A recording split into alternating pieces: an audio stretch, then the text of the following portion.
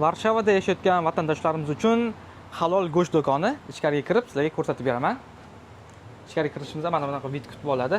Assalomu alaykum Abdulloh aka, yaxshimisiz? Sog'lig'ingiz yaxshimi? Abdulloh aka shu do'konning rahbari bo'ladi. Abdulloh aka, ana bir go'shtlar haqida bizga ma'lumot bering. Mana aka, sveji, chiroyli, kачественный, muzlatilgan emas, halol, o'zimiz so'yib olib kelamiz. Sizlar uchun chiroyli qilib qo'ldan kelgancha harakat qilganmiz. Mana bu yerda steklar bor ekan. Endi yana qanday go'sht, halol go'sht mahsulotlari bor?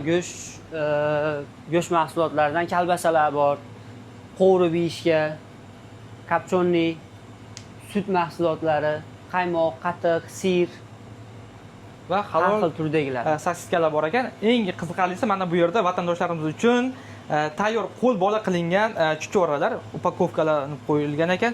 Somsa ko'pchilik uyda qilishni yaxshi ko'radi. Uning uchun xamram bor ekan. Deyarli barcha mahsulotlar mavjud. Bu yerga o'tganimizda esa halol tushonkalar, chunki oddiy do'konlarda bunaqa narsa bo'lmaydi. Shuning uchun hamyurtlarimiz bemalol shu Abdulloh akaning do'koniga tashrif buyurasizlar. Endi Abdulloh aka, ayting, bizni obunachalarimizga qanaqa chegirmalaringiz bor? Sunnatulloh nomidan kelganlarga 10% skidka qilib beramiz.